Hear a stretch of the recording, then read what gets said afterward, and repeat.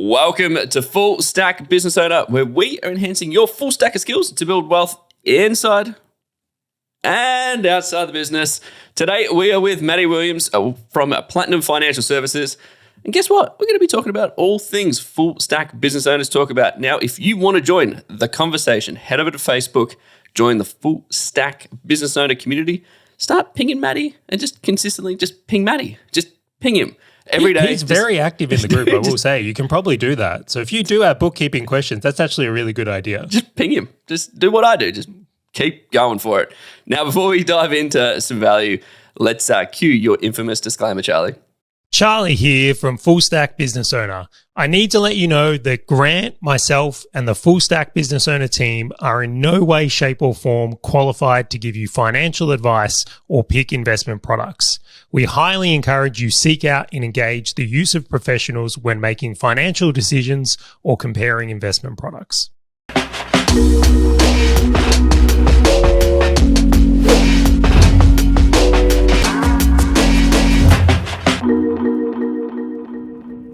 All right, guys, we do have to kick this one off with an additional disclaimer because Matt is a sponsor of the show. I would hate for anyone to get the wrong idea that we bring someone on here and promote them and that we've got some little secret deal thing going on.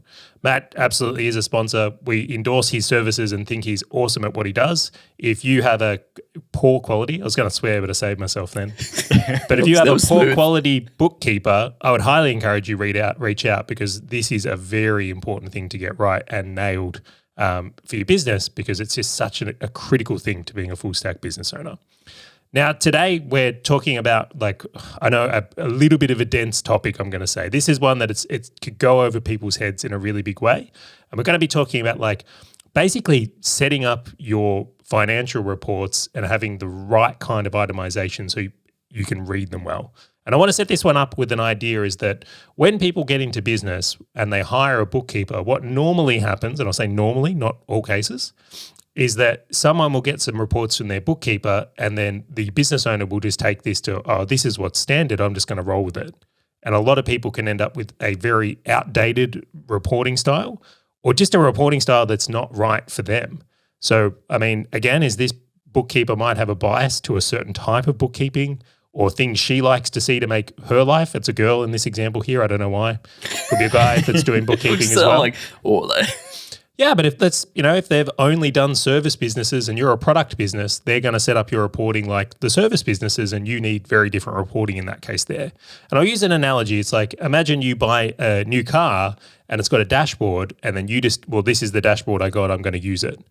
But if your goal is, well, this is a car maybe I want to do some long distance trips around Australia with, and you need a long range fuel tank, suddenly what's important to have on your dashboard is you might need an extra dial. You might need a different fuel gauge to go, well, if I'm doing these longer trips, this fuel gauge on the stock dashboard isn't actually going to serve me. So we're going to dig into itemization. I think this is a huge one. I think it's very important and I hope many people take the time to actually communicate with their bookkeeper on the back of this or reach out to Maddie to make sure that they get this in place because it will serve you very, very well. Now, I want to kick this one off with, because there's some funny horror stories out there. So, Maddie, welcome to the show. Just a reminder as well, you're more than welcome to introduce your business and give us a little rant here. But the thing I want to hear out of you next out of that is tell us a horror story. Tell us the consequence of a business that hasn't had their reports set up well. Thanks, guys. I appreciate coming back on. Platinum Financial Services, we help everyone out there to do better their business. That's what we're there for. We're here to help you, not make your job harder. Your job's hard enough as it is. I'm a business owner. My job's hard enough. I don't want to get any harder. But looking at horror stories, man, where do I start? I'll choose the worst one. And worst one will be a bookkeeper that had their financial statements done, so they were giving them to their client, in 11 years, never changed. 11 years, never changed the reporting, even though the business went from a sole proprietor to having, I think in 11 years, there were 18 employees. Different business, totally different business, different projects, undertaking different things, needing different styles, needing to know different things. But from day dot to day 11, same report, same way, same information, totally useless. So let's talk about the impacts of that. What did they leave on the table by not changing it? Like across the years, like what's the real cost of it if you had to, like, I know it'll be opportunity cost, so it's an estimation. But where did that hurt them the most? It hurt them the most in their opportunities to not be able to look at what they can do to increase their business, to increase cash flow, to increase income, but also to decreasing expenses. Knowing what your expenses are is one thing. Like knowing your line items on your expenses is one thing, but knowing how to utilize them or reduce them or maximize the output from them is another thing altogether. And that's where the opportunity cost lies. And one of the biggest things that when we came on board and looked at this, we said to them was like, do you know your ratios, or do you know your employee outputs? No. What's an employee output? Okay, let's go back and bring it back, 2 or 3 levels and go, okay, do you know that each employee has so many hours per year that they should be able to earn so much income? No. Okay, let's go back one step. So the opportunity cost in there is massive. Like you're talking over the space of 11 years, you're talking hundreds, if not, hundreds of thousands of dollars for this business. Easy. Yeah, it's massive. What about you, Grant? Share a story on this one. I know you've seen some things too. I'm sitting there, I'm like, don't ask me. Yeah, so I've got too many of these things. So I'm going to go on a simplistic one, which was my own business. And I don't know, I'm going to ask you a question, Charlie, because I know that you've done marketing before.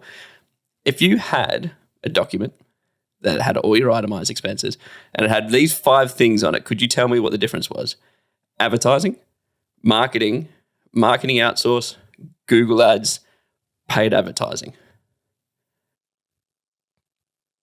I might have a little bit of trouble with that. 2 or 3, yeah? Yeah. And then team cost was like 1 line. And so I'm like, right, this is where it just gets too complicated, where it's just there's no even weighting. It is no necessity as to why these items are completely split out or not combined together at all, because there was no business insights, nothing that was going to change if you didn't group some of those marketing costs together. But for some reason, just this complexity where they'd said, oh, this is Google Ads. We'll create a new item for that. Oh, this is a team. What do the team do? Marketing. Oh, we'll just create a new line item for that. Like it's not going, well, where does it actually sit?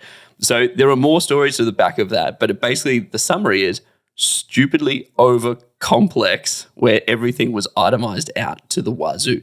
Even like things that hadn't had a cost for 6 months were still there. Like it was just like 0, 0, 0. It was just sitting there. And so then you had invoices that were reconciled to 3 different things, even though they were the exact same invoice, just for different months. Yeah, this is one of the ones, like key ones I've seen across the years as well, is like when someone goes too detailed with their reporting, like they break it into too many things, and like you look at their P&L as an example, and it's like 6 pages. Correct. Just keep going. Wow. And I look at that and go, if people are getting that type of report, the likelihood of them just getting overwhelmed, not actually taking in any insights, not actually getting anything useful out of it, like it was like, well, what's the point? Yep.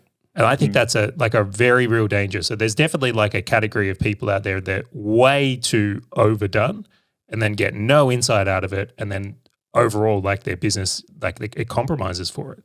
They pay a huge tax on that because it's not actually helping them govern.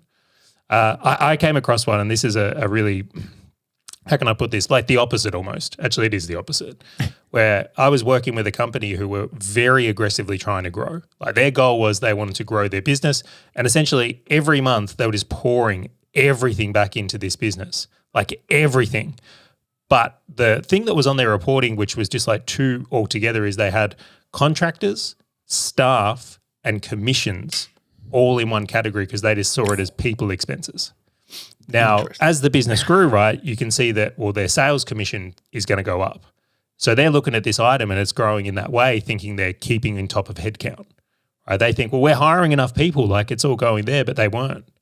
And because they didn't realize that their like fixed staff, their delivery team wasn't growing, they were only growing like acquisition staff, they were completely blind to the idea that like they're essentially selling all these things with no ability to deliver it. Yeah. None. Wow.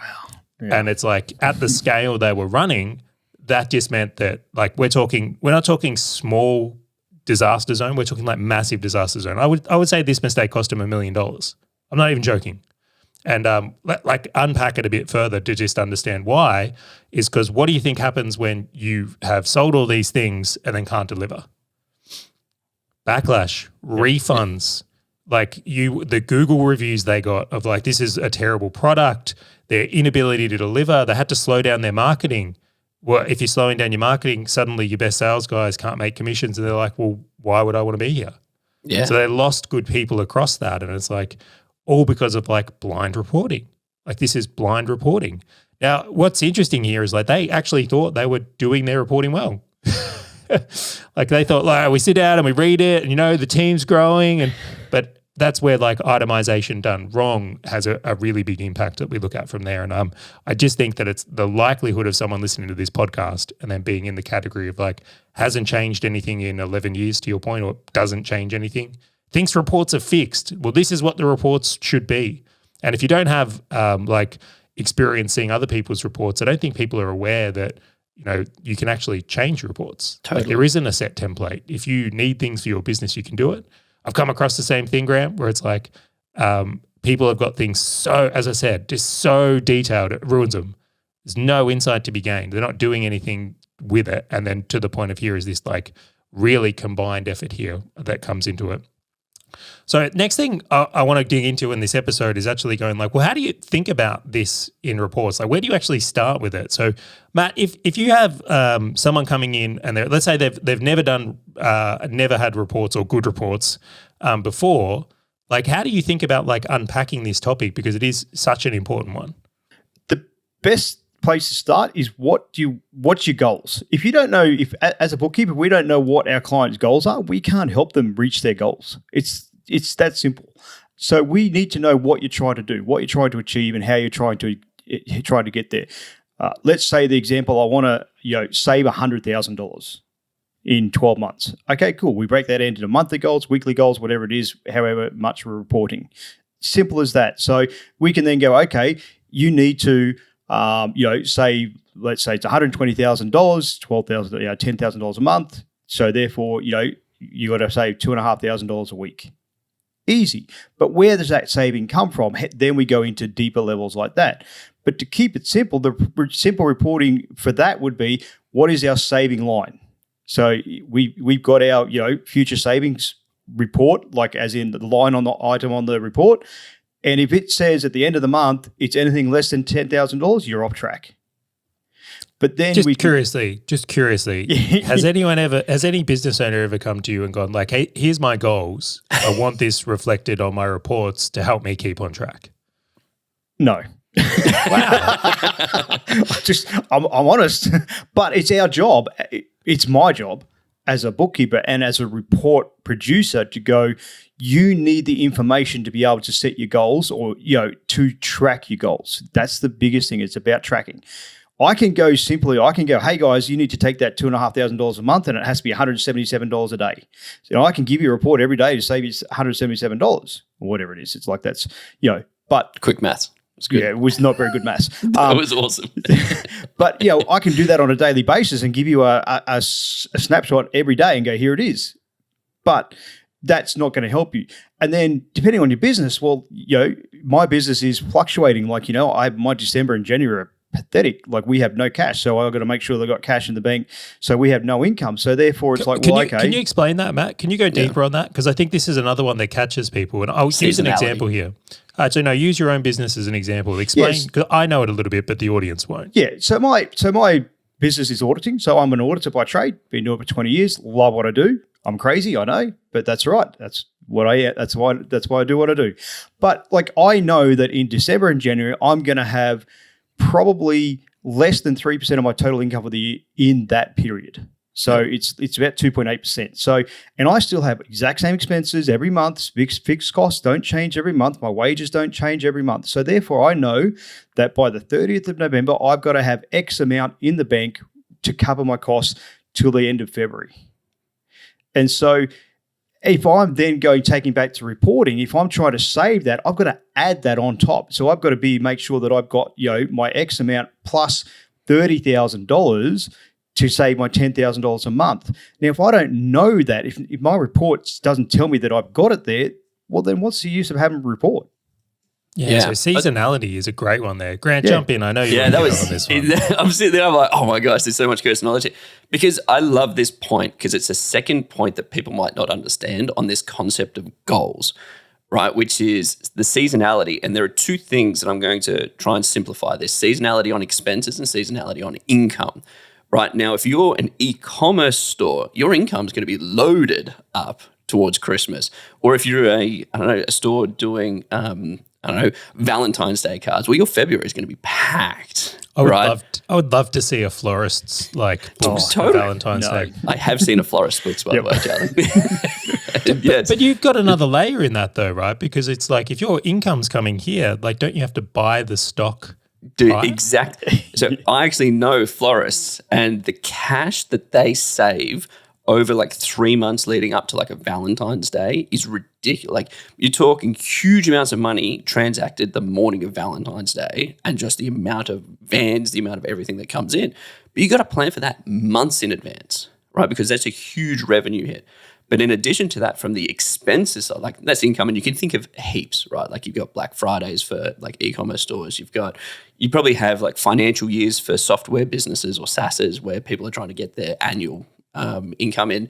But on the flip side, to your point, Matty, is your expenses and your seasonality on expenses where, great, I know a lot of people have got team in the Philippines where there are bonuses at Christmas. Okay, well, how are you going to start thinking about saving for that as opposed to just getting to Christmas and going, oh my gosh.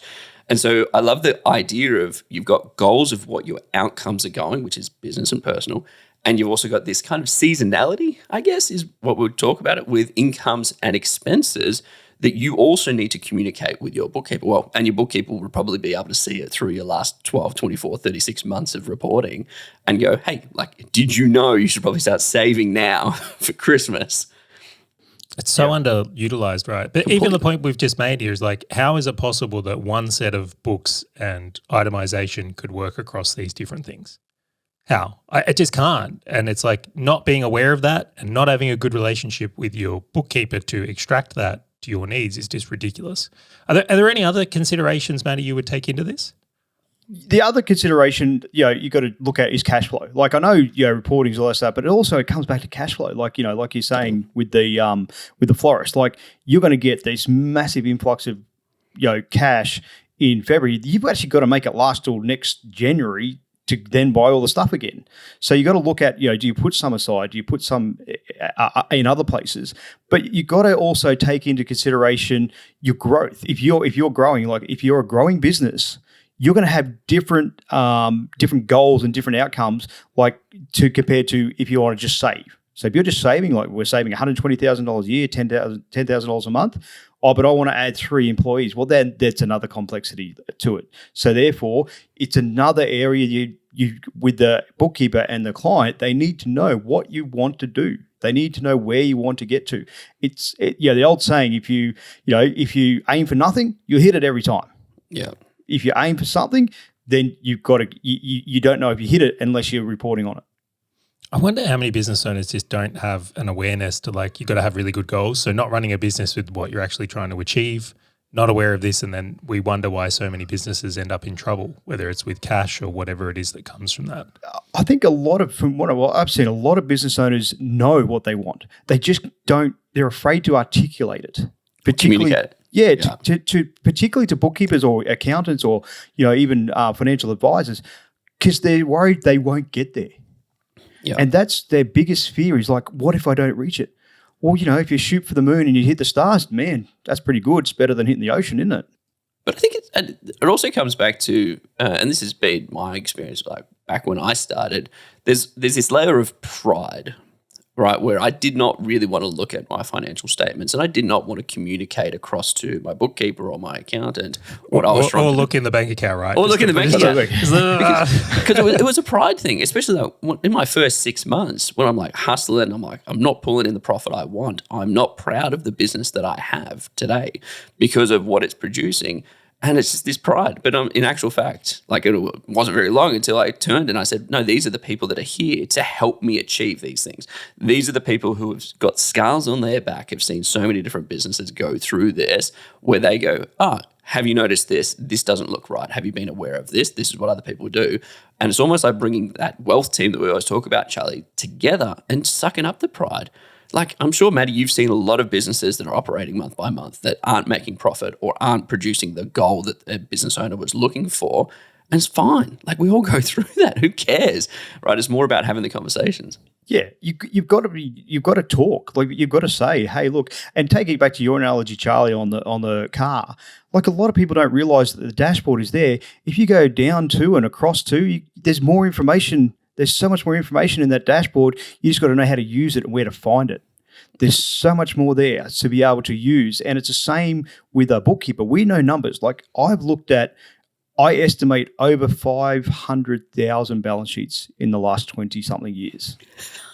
Like, it's probably more because, like you look at you look at whatever it is, 1,000 clients a year, whatever, but to look at that many, I know where the numbers, I can look at a balance sheet and tell you exactly where it's wrong, or a profit and loss and tell you exactly where you can fix it in 3 minutes. Now, is that because I've spent 3 minutes looking at it? No, that's because I spent 20 years learning about it. And so it's like, I can go, hey, have you thought about this? And as a business owner, we don't know that because we're focused on the business. Completely. I agree with that so much. And I will just acknowledge my new car. You can actually completely customize the dashboard. It's fantastic. I like it. But people don't realize that there's more to dashboards than just what meets the eye. There's a lot more information there. Yeah, and you kind of hinted on something else as well, Matt. It's like, I even think like why there's 3 financial reports, right? There's your cash flow statement, your P&L or income. I think it's called income statement in some parts of the world. And then the balance sheet is like, even the different reports can be more important to different businesses. Yeah. And I love your point, Grant, about like, this all just applies to this wealth building side. Like, I actually get the same reports for my property portfolio that I do for my media company. Totally. Because but I use them very, very differently. Like, what's important on those reports just becomes so critical in different ways. Because, for example, I've got debt in my property portfolio and like real world assets, things you can touch. In the media company, those things don't exist. So again, it just changes this whole languaging. Now, I think we've done a great job on this episode of like unpacking like the need and the problem and like where potentially people are going wrong with it. I don't want to just sit here and like stick the knife in and twist it. I think that we've got to like bring things to be a little bit more tangible here. So like, how do we make this good? Like, how do we set the idea of like, if you're and I don't know if we break this down by company or where we want to go with it, but if someone has the reports they're needing, or like, how do we make this more useful is the area I want to go. So Maddie, for like, where do you want to go with this? We've looked at it from there. Like, what's a good result for someone? What should it look like if someone's got their reports set up well? If you've got your reports set up well, let's go to a service business. So you're providing a service, a tangible service, or e-commerce. Let's go e-commerce and service. Like, I'm a service business. I provide a service to people. So therefore, you need to have your reports to show how much what your fixed costs are. Like, no matter what happens, how much it is to keep your doors open, to keep your people employed. Those sort of things you need to know every month, because without them, you can't move forward. You can't, if you say, I want to save $10,000, well, how much does it cost to keep the doors open? I don't know. Well, how much income do you need to meet those costs plus your $10,000 saving? So you need to have those minimum reporting to know what I'm trying to keep it very simple here. Like, I talk in language that, no, let's go one further. I'm going to unpack it for you. So in a service type business that is very people heavy, and maybe we should say it's a people heavy business, the thing to make sure you've got covered really well in your reports is going to be around the people stuff. Absolutely. So it's like team cost that comes into it, because that's the key factor. Yeah. So taking both of your examples would be bad examples. So like, Charlie, your example on the team cost was like, they didn't know the difference between commissions and wages and everything else. And then Grant, in your one, it's like, they didn't know what wages went to marketing. So like, you need to know that information, because if you go, okay, I want to increase my income, well, increasing income, you have to pay for marketing, or you have to do some sort of advertising. So therefore, that's a cost that's going to be, it's going to cost you X amount, no matter whether you bring 0 in or you bring 100 million in, is going to cost you this much. So therefore, you need to know how much it's going to cost you to be able to reach the goal that you want to get to. And is it okay for the marketing one? Like, because I'm curious about this in Grant's example, because like a lot of businesses, for example, they're the service businesses, they might do no marketing. Totally. They might literally just referrals and repeats. Me. It's interesting that in the financial sector, it's very common, Matty. Like I find that very fascinating. Let's say you're a different type of service business. Maybe you're let's go pest control. Why not? And it's like you're spending money on like Google ads or Facebook ads or SEO or all these things. How granular should someone consider going this? Should they bucket it in? Do you do it by marketing type? Like what? And this is opinion, right? I'm not going to say this is source of truth, but we just want to set some context. For context, at the start, bucket it in together in one line, maybe 2 lines. Then as you start to get some flow from that advertising, then we look at return on investment. So we go, okay, we break it. So like, let's go for the next 6 months, we're going to bucket it in 2 lines, Facebook and Google. That's it. Anything fits in there, or like online advertising and a pest control. Some people still use paper advertising, your local rags, that sort of thing. Okay, we're going to go paper and online. That's our 2 tags. That's it. We don't need to know any more information. We don't need to know Google, Facebook, anything like that. Then what we're going to do is work on, once that we start seeing some return on, like some income coming from that advertising, work out which one is the best one. So then we look at our return on investment. So we go, okay, local rags are costing us $600 for 6 months and bringing in $1,000. Our online is costing us, $1,000 for 6 months, but bringing in $10,000. You do the math. It's quite simple. So I like that a lot. Because you can think about it from here. These days, it's very, I'm going to say it's reasonably easy. It's not super easy, but it's reasonably easy to go, okay, well, these are the leads that came from Google, or these are the leads that come from Facebook. And you could go back and say, well, if this is the revenue we generated from those leads, you can track it back to that marketing expense to make it like constructive. Yeah, and that would be an eventual. For starters, it's like it's going to cost us X amount of dollars per month, and we report on that for the next 6 months. Then we go, okay, now we look at it a little bit deeper.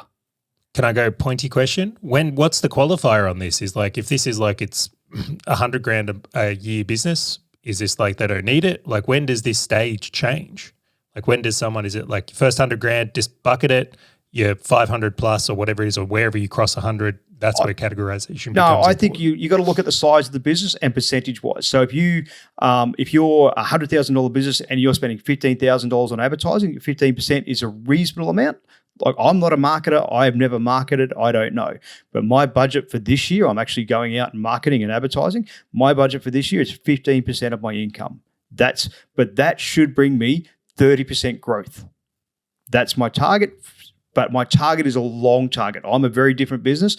I have a once a year contact with my clients. So I'm spending 15% this year for 30% growth over the next 2 years. That's my goal.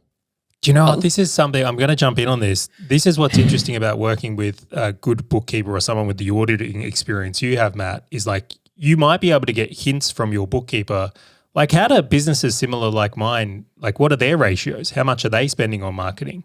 Like, you can get these really interesting like comparison points. Like, maybe people are overspending on team or marketing, but it's like if they don't have that insight like you've got there, it's like where would they find it? But that's an exact point, right? Because if us as business owners, and it's like, are we the ones that go and learn this to try and get our bookkeeper to become better? Or do we just go I'm going to go, yes, ultimate responsibility. I just think you have to. But if you got the right bookkeeper out of the gate, which few and far between, right? Like, if I'm sitting here talking about it, he's throwing percentages at me. And I'm like, like that concept of percentage, where it's like, if you're tracking things at a 1%, 1%, 1%, 1%, suggestion is it's too granular, because it's just, you're tracking such a small percentage of where you're at. Like, I'm like, that is gold. I'm like, oh, wow. Like, so many people should be thinking about that. But I know I look at percentages, but a lot of people were just looking at dollar figures and trying to understand it.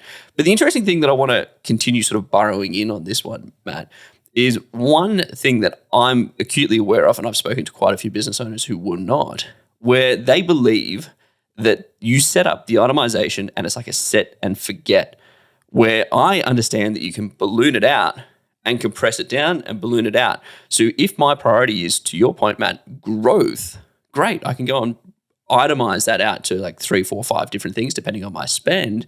But in 6 months' time, I can bring it back in.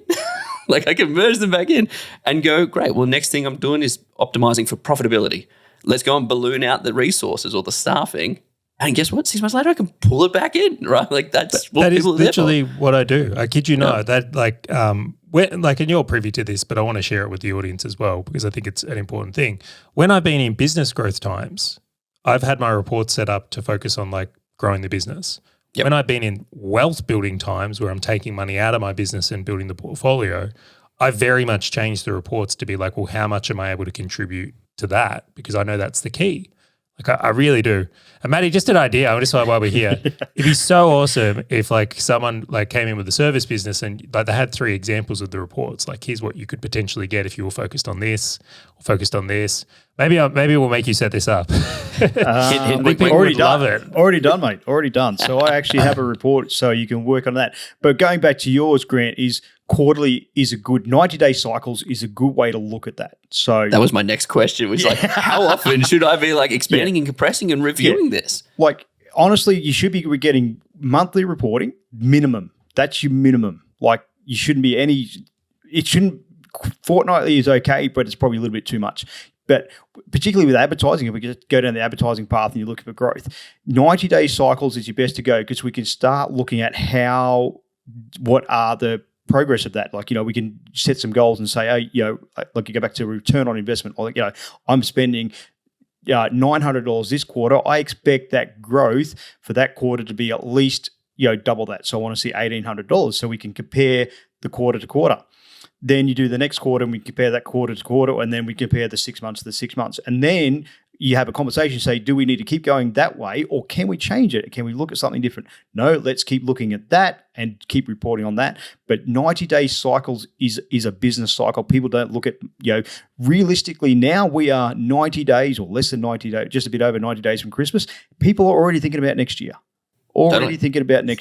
We had dinner last night. I saw it. Yeah. That's the thing there's no use going in now going, I'm going to change my reporting for the next month and then for November. It's like, no, you need to look at now what do we want to report on in January and February, but keep the reporting the same for this year.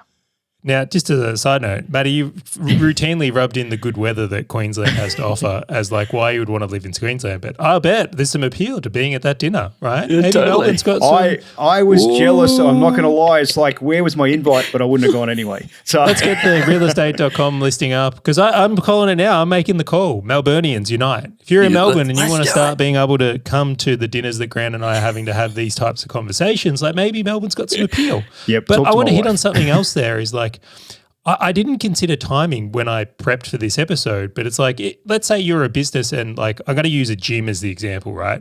So maybe if you're going to expand, you've got to open up a new location. So you need a building, you need weights and stuff. And then like, you've also got to like invest all this capital into it. If you're fixated on monthly reporting and you're making this huge investment in a facility, like your report won't be reflective in this case of like, well, the potential revenue that comes from that asset over time. So you probably want to measure over like maybe even a year in that example. Yeah. Because then you can split that cost out and go, okay, well, what's the return on that investment? Where if you go to monthly, maybe that shrinks your thinking because you're only trying to grow things in a monthly idea. And there's probably countless examples of this. If you need to make a factory, manufacture, like there's all these times where monthly reporting would actually be terrible for true measurement. Yeah, 100%. Totally. All right, well, I want to shift to the next one here. So we covered service business a little bit. I know we do have some people out there that are in like, I'll say product, right? They make something and sell it. So this is a less people-heavy business. Like where do the reports become important for this type of business, Matt?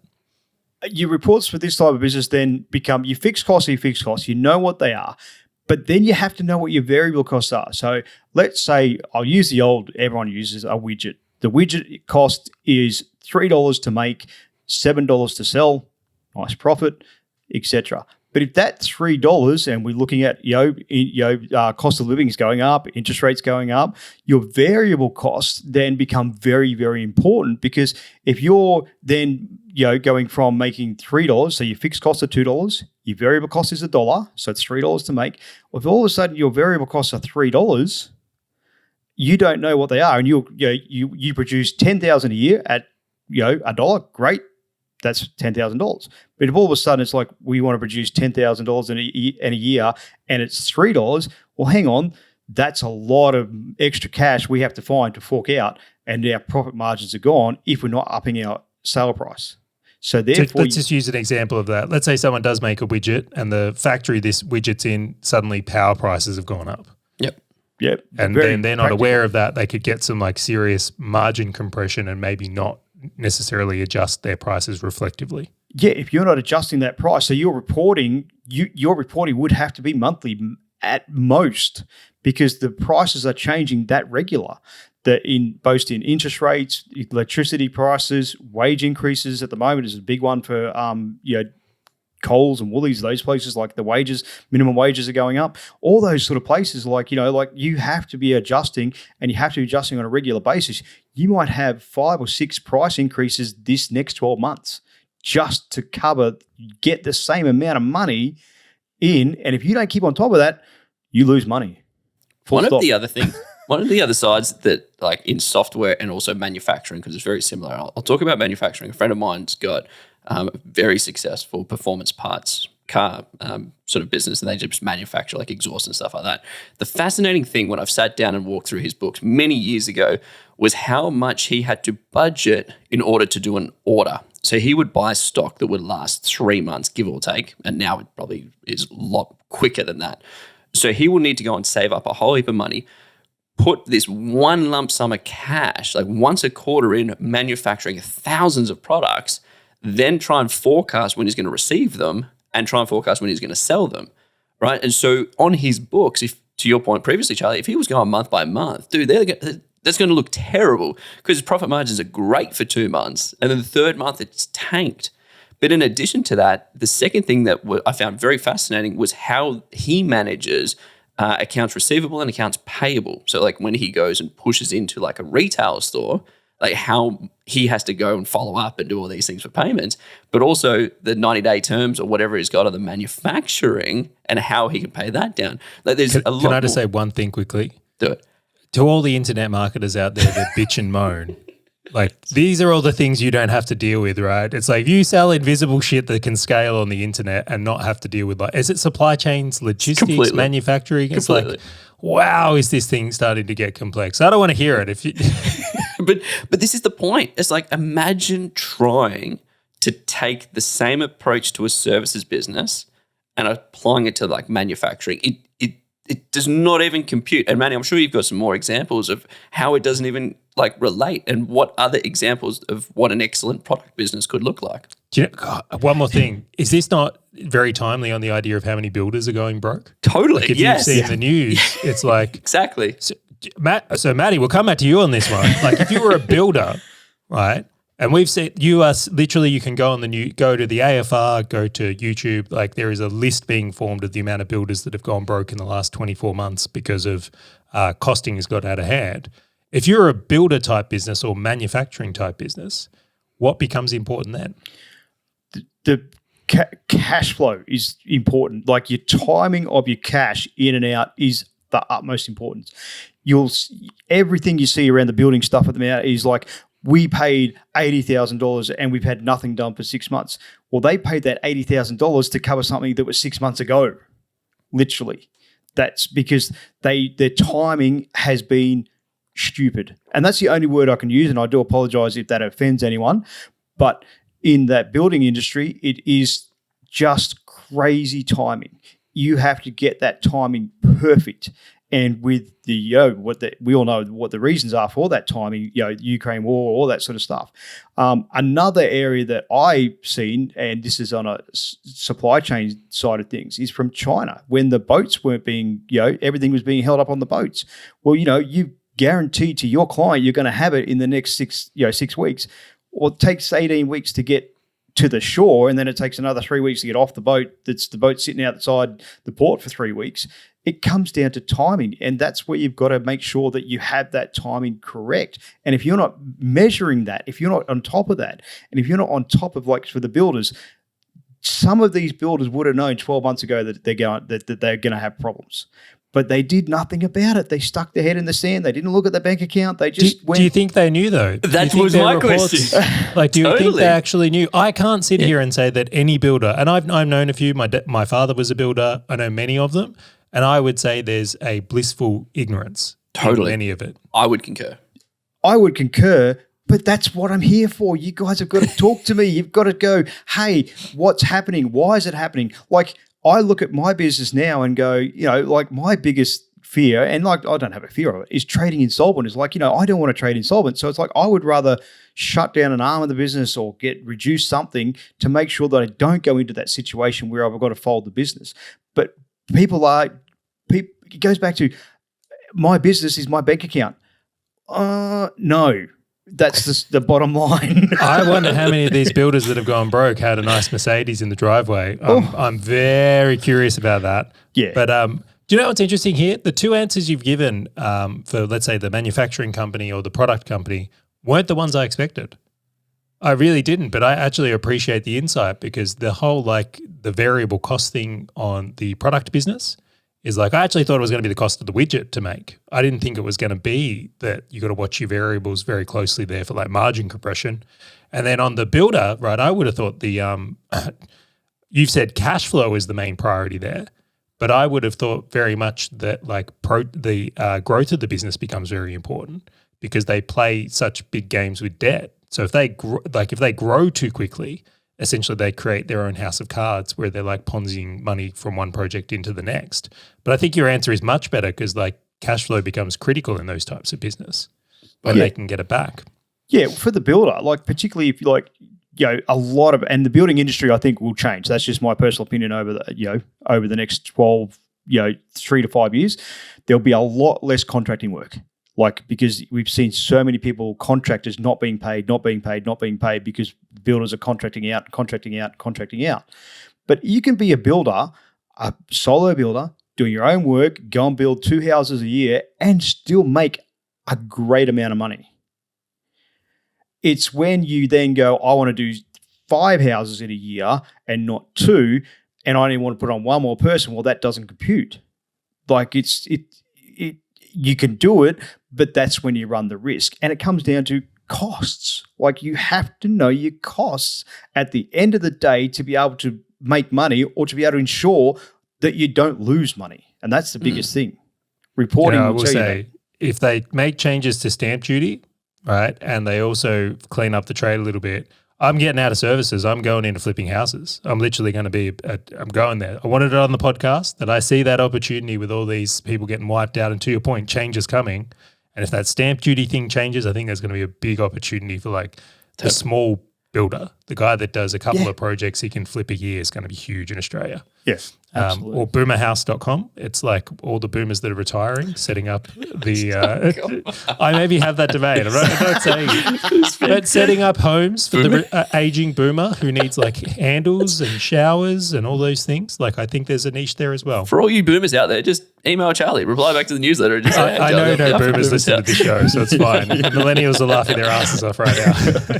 Yeah, but millennials become that age again. We need to start looking at the future. We need to start I'm thinking, I'm not young. You guys are, I've got a couple of years on you guys, unfortunately, but I'm starting to think about my retirement. I am I'm getting closer to it. All right, you ready why I really put the seed on here? Because guess who pays for the boomerhouse.com? So first customer. The kids. Yeah, that's it. So I'm looking at this now going, maybe there's a boomer house thing going on in my life right now and I'm seeing the opportunity. Yeah. Anyway, I'll jump topics from there. I think it's there. Grant, did you want to chime in on any points on this? Anything you want to add? I'm actually curious. I just want to summarize and understand what the signs if someone's got really bad reporting. So if anyone's listening to this, Maddie, whether they're a service business, a product business, or whatever it is, for them personally, what are the 2, 3, 4 signs that they just need to look out for where it's just this alarm bell goes, ting, I need to do something about it? Just 4. Okay. Or it can be 2, it can be 10, it can be however. There's a lot. Okay. The first one is if your reports don't help you to reach a goal that you've set for your business, then they're not the reports for you. That's the bottom line. That's the number one. If you can't take those reports and go, this is my goal, this is where I'm getting to, and I can see that I'm tracking for that goal. That's the Do you know, first you one. just nailed me. I literally, I look forward to getting my reports because I'm like, yours- is what I'm doing working or not working? Your greatest I want to feedback. know. I want that feedback loop. Yeah, but you should be getting that feedback from your reports. And if you're not, then if you've got a bookkeeper, and I'm no disrespect to any bookkeeper account out there, you're wasting your money. That's the bottom line. You are wasting your money. The second thing is, if you don't understand how those reports are helping you reach your goal, then hello, you need to help. You need to get help. You need to get somebody else to say, how do I help? Like, for example, if Grant, you come to me and say, Matty, I don't know what I'm doing. This is my goal. I don't know what I need. That's my job, to tell you not to tell you what you need, to help you understand what you need. And the old saying, you don't know what you don't know. And when it comes to financials, most people don't know, unfortunately. The third thing is you need to understand your margins. Like, if you're running a business, whether it's a service business, a manufacturing business, a supply chain business, a builder, you need to know your numbers. Numbers don't lie. And that's why I love numbers, because they're exact. There's no messiness of, I interpret it this way. Well, that plus that equals that, full stop, end of story. Interpretation gone. No emotion. Yeah. And then the final thing is, if your bookkeeper is sending you stuff without actually helping you understand what you're doing or understand what they're sending you, then they're not helping you. They're just doing their job. That's great. There's plenty of bookkeepers out there to do that job. But I actually have a client who, he's been a client now for a few months, but in the first 3 months, Matt, what does this mean? Matt, what does this mean? Matt, what does this mean? And now it's like he comes to me and says, Matt, I think that means that, but that means this, and that's really bad. Yes, mate, that's really bad. Yeah. And I think a symptom of people not talking to How their great he picked it up, though. Yeah, I I'll know, say right? just quickly. All right, Grant, that's it. But I actually think that fourth point is a symptom of a business owner not actually understanding their goal and not articulating that to the bookkeeper, right? Because it's like, well, the bookkeeper has no idea what success looks like. So it's just like, here's a report, here's a report, here's a report. Yeah. I'm going to throw a couple in. I would say if you've never changed your reporting, that's a pretty big sign. That's a huge sign. Yeah, so if you haven't changed it recently, I just think that's a massive sign. I would say a symptom for me is indecision. If I'm feeling indecisive in my business, it's probably pretty clear that I haven't given myself the reporting to help myself. So things become really vague on that. So I'll just throw those couple in there. But I am going to wrap this one up, guys, because we are running long. And I know some of the audience, Chris Benetti, I will name Chris, you. it's Chris. If we cut an episode in half, we'll get, he's like, guys, you're just leaving me on edge. We won't do it too. We're going to make this a single episode here, Chris. But I think this is a really important conversation for a lot of the business owners out there. Matt, once again, thank you so much for coming on the podcast and discussing these things. If someone wants to come and get their books reviewed or get help putting this stuff in place, what's the best way for them to reach out to you? Reach out to me on Facebook, on the community there. I'm there all the time. Or, Matt at platinumfs.com.au. That's a good place to reach out to me. And for all the listeners out there, I'm actually doing a special at the moment. I'm on holidays post this one, but by the time this airs, I'm back from holidays. I'll give you a half-hour free review of your information for the first 10 listeners. I won't do it for everyone because I know the community is growing. But for the first 10 people who get in, send me an email, and I'll do a half-hour free review of your information and let you know what reporting you should be getting, and we'll have a chat about it. So that's for your listeners out there. I appreciate that so much. And we'll make sure we put links in there. You can also connect with Matt on the Full Stack Business Owner website. He's active in the Facebook group. He's not just in there, he's active. So you can connect with him on that as well. I'm going to wrap this one up. A hugely insightful episode. I hope this helps everyone out there listening to it. That's it for this one.